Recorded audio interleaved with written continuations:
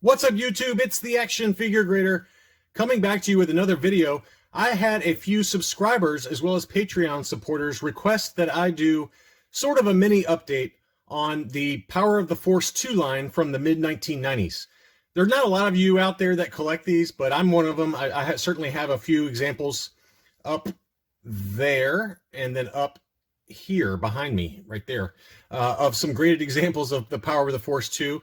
And there's not a lot of data out there for Power of the Force 2 sales that are interesting, but I did find a few, and not all of these are really recent, but some of them are recent, some of them are a little bit older, but I thought they were worth talking about. So I've got some ungraded, I've got some graded, I've got some prototypes, and let's just dig right in. The first one was a tri-logo Boba Fett, and Boba Fett's got so many different variations for the actual figure, namely related to the circles on the fronts of his hands right here, as well as whether it's got the skull emblem on his side, the chest insignia, things like that. And this one was a fairly rare one. This one had no circle on his left hand, and it was on a tri-logo card back. So a really nice kind of foreign card back plus an error for the figure. It was, considered an error or a variation. And that one was listed for $215, best offer accepted. And just so you know, Matthew the Turtle, the seller. He's a friend of mine. Matthew I is his real name. I bought from him before. I've recently picked up this year the Japanese stand-up blister Boba Fett, AFA graded 85 plus. So he's got an unbelievable collection of prototype Power of the Force 2 figures and different really rare mint on card figures. But occasionally he sells in the Deal or No Deal group on Facebook. Matthew I is his name. And this is one that he sold on eBay. He sells on both eBay as well as Facebook. But this was a really nice example. And let's see if we can get a close-up of his hand here. So right here on his hand, where my cursor is, you can see that there's no black paint for where the circle usually is. Sometimes there's half circles. Sometimes the most common is full circles. And then the most rare is the no circle variation. So but a really nice item there. And this was another one, no circle on his left hand. And this one, again, was a tri-logo card back, a different seller. And let's see if we can get a close-up of his hand there. There we go. So you can see right there on his left hand, there's no circle. And that one was listed for 175 pounds in terms of Great British pounds, and best offer accepted again. So that gives you kind of a rough price range for that very rare one. It graded already can be very expensive. So if you can find a really clean example that is ungraded and then graded afterwards, it's probably a more economical way to get that figure. It's just one I haven't added to my collection yet. I've got maybe 7 now. Power of the Force Boba Fett's, Power of the Force 2 Boba Fett's, but that's one that has eluded me so far. Next, we had, this one was the half circle variation. It was already graded 85 by AFA, and the card got an 85, blister 85, and the figure got a 90. So really nice example of the half circle. This is one, I had this one in a CAS 90 grade, and I sold it because I was panicking during last year's events in the early spring. I was like, I need to sell some stuff to kind of cover expenses. And it all worked out fine. It was totally unnecessary that I started selling some stuff, but it's one I wish I could have back because I sold mine way too low. This one sold for $152.50 plus shipping. So that gives you a good idea of the half circle variant of what that would sell for in an auction and in a near mint plus grade. So really nice example there. This one was a full circles and only an AFA 80. I mean, to me, this is my personal opinion, unless it's something insanely rare, like a, short saber Obi-Wan Kenobi on a long saber tray, those short saber, long saber variations. And I think I've got an example of the Luke here, maybe not, but, to me, Power of the Force 2, I would probably stick with kind of 85 and above, unless it's something extremely rare or prototype or something like that. But this red circle, or this red card, had the full circles, so this is the most common variation, and this one still sold for $140. So I think that was probably high. This was a buy it now situation. I think that one was probably pretty high. I bet in an auction that if this was the exact same item was listed, it would sell for half that, if that. So that to me goes down as an overpay, but it's just my personal opinion. Let's see. Next, we had this one was another one that I love to add to my collection. But this one was the Tri-Logo Boba Fett, full circles. But what made this one cool is that it had the German fan club sticker on the back. So you can see that sticker down there at the bottom of the back of the card back. It's all in German language. So that's another kind of variation to these Power of the Force 2 card backs that you see sometimes on both Facebook for sale as well as eBay. And to get one with the most popular character in the Power of the Force 2 line, Boba Fett, that was a really nice item. I didn't look closely, but I think that, yeah, it had some card damage up here. It had a pretty bad crease right there. So, you know, you got to really zoom in on these items before you buy. But these Power of the Force 2 card backs, they just have so many kind of little angles and things like that, especially around the hang tab, that you can get, you know, you can see a lot of examples that are rare like this, but they're going to have, you know, maybe some creases or dings and things like that. But anyway, that one sold for $125, roughly about $125 US, or $90 in pounds. And but otherwise, a really cool example. Other than that crease, it's just cool to see one with that German fan club sticker. That's just not one that pops up very much. Next, we have one that's in my collection, and I was pleasantly surprised to see this one sell for the price it did.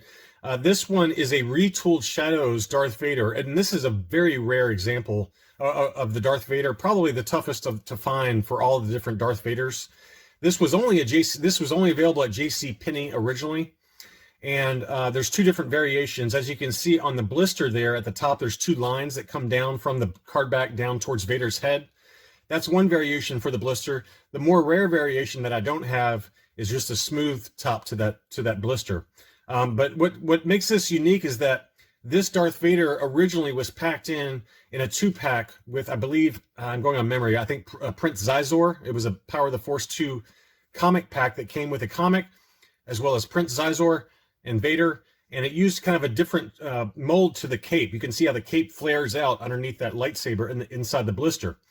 Well, JCPenney took some of those figures and they retooled they repackaged it inside mint on card figures. So it's very tough to find this one in high grade, especially. And this one was an AFA 85. I bought mine in an auction, I think earlier this year. It might have been late last year. Mine was an AFA 85 plus that I paid about $160 for, if memory serves me. And this one sold for $226. So, you know, it's nice just to get a price comparison and to see that there's still demand for that figure, and it's gone for a little bit more than what I paid for, even though mine was a higher grade. So that was an interesting one. But yeah, keep an eye out for that retooled Vader.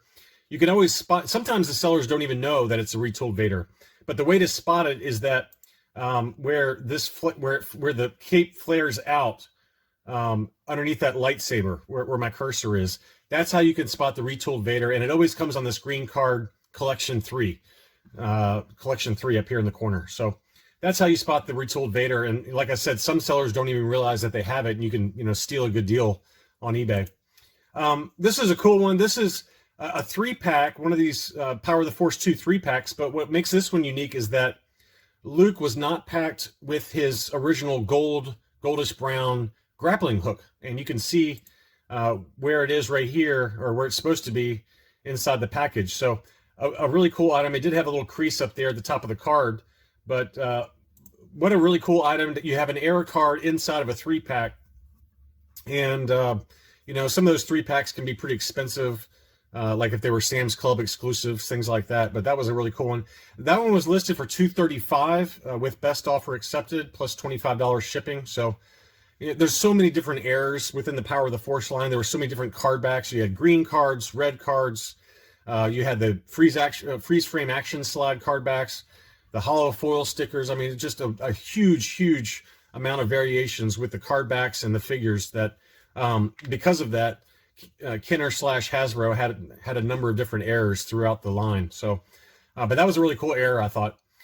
Next is one of the more expensive items in the Power of the Force 2 collection, and that's Weequay, but only on the freeze frame action slide. So the US card is the most desirable. It's considered, you know, one of the more desirable Power of the Force 2 figures in terms of standard production items. The US card back being the most desirable, but the Canadian version of this freeze frame action slide has gone up a lot in value as well recently over the last, you know, year or two. But This is one I've got in my collection. I believe mine's an 85 plus, but this one was in excellent condition. That one wasn't an auction. It sold on July 10th, so fairly recent data. It had 20 bids and sold for $270.88. So big number for an ungraded Weequay on the freeze frame action slide, but that is easily one of the more desirable ones. I've got the first shot prototype of Weequay right now at Collector Archive Services, so hopefully sometime by the end of the year we'll be able to see that one, but that was a really cool pickup earlier this year for me. Next is another Weequay. This one is not graded, it's just in a sliding case. Oh no, I'm sorry, it is graded. I take that back, I'm sorry. It was AFA 8.5 on the modern scale. This is the exact same US card back, and that one sold for about the same price, so $275. So this one sold for $270 without grading on July 10th, and this one 7 days later sold for $5 more already graded. So I think if you're patient, you might be able to find some good deals out there. But that one actually only had one bid, which I was surprised by. You know, given that the other one had so many bids a week earlier, you would think that this one would have gotten bid up for those that didn't win the previous one, but it did not, and that one sold for $275 plus $11 shipping. Next was, you know, a fairly standard red card. This is, you know, I alluded to this in the thumbnail for this video that some of the prices really surprised me. And this one was listed as a long saber red card, but that's not what it is. It's actually a short saber inside the long tray. So it's, this is what I was talking about earlier about the Obi-Wan. I've only seen one example of this kind of figure where it has the newer, shorter lightsaber, but it's still packed in the original bubble or blister for the longer sabers that were the original release sabers. And so this one was mislabeled in the title of the eBay auction. It's actually the short saber inside the long tray, which is the most desirable version of this Luke X-Wing. That one sold for $180 plus $20 shipping, so let's call it about $200. That's a little higher than what I paid for mine. Mine also, I believe, is an 85 plus. And I paid, I'm only going on memory because I bought it several years ago, but I think I paid about $150 for mine. So, but anyway, anytime you see these ungraded with the short saber inside that long tray, those are very desirable. This is one of the less desirable ones for Luke's. The Luke Dagobah is probably the least expensive, and then the Luke X-Wing is probably the second least expensive. The most expensive is the Luke Farm Boy. That's considered one of the more desirable figures, similar to the Weequay. It goes for quite a bit of money. Here's another one that really surprised me. This one was only an 80 plus. But this one was a Power of the Force 2 green cards slave outfit Leia, and it did have the Japanese distribution sticker on the back, so you can see the Japanese writing there. I've got a number of different Japanese cards, I believe. I know I've got the Boba Fett, but I think I've got at least one or two other characters in my collection. But anyway, this was an 80 plus, so not super high grade, and this is not a particularly rare item to my knowledge. Maybe you Power of the Force 2 experts can correct me if I'm wrong on that, but anyway, it was an 80 plus, and it sold for $200 plus $11 shipping. That's a pretty surprising number to me for not. I figured that I don't know to be particularly rare or expensive, but again, you guys can correct me out there if I'm wrong on that. This is one that you need to be careful on. This is the Luke Jedi Theater Edition. So these were given out during the re-release of the Star Wars films in the 1990s, where they're kind of, you know, revamped for THX and things like that. And so these were handed out at theaters, but they are notorious for having really fragile blisters. The blisters, they had some kind of defect with the glue that they used to attach the blister to the card back. And as you can see already, this one is starting to peel away right here. You can see where it's got some litho damage. So this AFA 85 plus grade that you see is not really applicable here because it's already started to pull away. And that's why you see a lot of graded examples have the blister support for this figure. Me personally, the only way that I would buy this figure to add to my collection if it had the blister support. So I would stay away from something like this where there was no blister support. Again, this was Matthew Turtle's item, so I'm not criticizing the seller here because he is a friend of mine. But for me personally, I would not buy this item unless it had the blister support added. Or if you bought a loose example, if you decided to send it in to get graded, make sure you pay extra to have the blister support added, because I've seen so many. If you go on eBay right now, I'm sure there's 5 of them out there for sale or more where the blister is pulled away from the card back. But this is a pretty desirable one because they were only given away in theaters, so there's a pretty limited number of them. Next, this one was a really cool one. This had a sneak preview sticker on the card back, which you don't see that much. It was a freeze frame action slide, which I personally like a lot. And it was also signed by two characters, Ian McDermott, who played the Emperor, and then Clive Revel, who I don't know who that is. I assume that he played the Emperor either as a voice actor or as a backup actor in one of the films. But anyway, a really cool kind of double signed item. Plus, it had a sneak preview sticker on the card back. So very, very desirable. This one sold for $300 plus $15 shipping. So, a high price, but I think, you have to factor in the fact that it was autographed. And for those of you like me that collect autographed items, the Power of the Force 2 line is great for that because they're not particularly expensive card backs, most of them. And, a lot of folks take those mint on card to conventions, or at least they did, and then get those signed by the different actors. So I've got a number of those. I probably have, 8 to 10 of those now of different actors autographed with signatures on these Power of the Force 2 cards. So it's a great inexpensive way to collect autographs and also still collect mint on cards. So, but that was a really cool item though, to kind of have double sign plus a cool sticker that you don't see much on those freeze frame action slides. Next, here was another Boba Fett. This one was an interesting one I had not seen before, but typically the paint on the rocket of the jetpack has kind of like some battle damage on it. This one did not have that. This one looks like the standard US card, but if you look at the sticker here, yeah, it's the Kenner 9-back red card, so the US release, but it was labeled on the UKG label as no rocket damage on the in terms of the paint. So it was missing that paint kind of detail from the factory. But that was a really interesting one. It's one I hadn't seen before. It was graded 80% by UKG, and that one sold for a massive number. I was really surprised by this, $623, just a crazy number. It's an error that I've never heard of before until I started doing research for the making of this video. But wow, that is a massive number. To me personally, I would probably rather have an Italian gig Boba Fett or a no circles or half circles Boba Fett over this. But apparently the market disagrees with me, and they viewed this as a really rare error. And I have to admit that this is, like I said, the first time I've ever seen it. Next is a prototype. And this is one I do have in my collection. This is a Bosk, and I wanted to point this one out. This one has no paint on the torso as well as the head. It's got that standard green unpainted head that mine does, but the rest of the figure is kind of factory paint.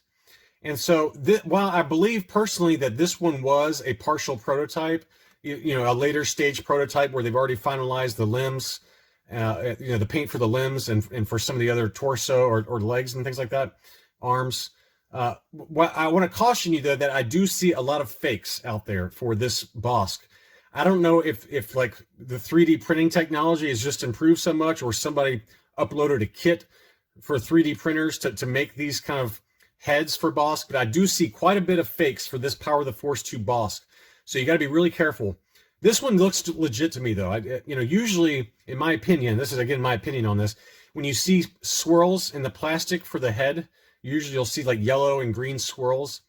That makes me step back a little bit, and it makes me wonder whether that is some kind of weird 3D printed head or if it's an actual prototype. So just my personal opinion, I'd probably personally stay away from anything like that with kind of weird swirls to the plastic. But this one looks like a legit torso pull, head pull kind of combination with factory standard factory arms and legs. So that one sold for $125.50, which that makes sense. A full, true, unpainted prototype, you're going to pay at least double that. That's about what I paid for mine. I have an unpainted Bosk Power of the Force 2 figure that I did purchase from Matthew, who I mentioned earlier. I bought that a while ago, and I think I paid, I want to say about $175. But in today's dollars, I think that would easily be $250. And I've seen that's about where I've seen those Power of the Force 2 Bosk prototypes sell in the different Facebook groups. So, but that's a really interesting one. But it's just a caution for those of you that do collect prototypes that there are a lot of fakes for this particular Bosk. I don't know why that is. But finally, another really awesome prototype set. This is all three of these are unpainted first shot prototypes.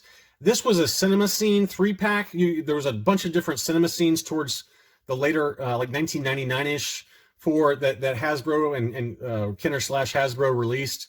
And one of them was the Skiff Guards Cinema 3-pack. And all three of these have, at least there's 2 out of the 3 unpainted first shot prototype accessories, plus all 3 figures are unpainted first shot prototypes. So this is an awesome set. And I remember seeing a set like this, or it could have been the same set, I'm not sure, for sale in one of the Facebook groups, and I wanted it so bad. And this was a great price, I thought. It was $500, and it even took something lower than that for it. So to me, for all 3 of those, plus 2 first shot accessories, I'd pay $350 to $400 all day, if not more. That was just a really cool item to see. It'd be really cool to have all 3 of those encased by, Collector Archive in like a custom case with all 3 of them. So that's all I really had. I just thought, I'd kind of supply some Power of the Force 2 prices over the last couple months, and it was just a request from a few subscribers based on past videos. I hope everyone's doing well, and thank you so much for watching.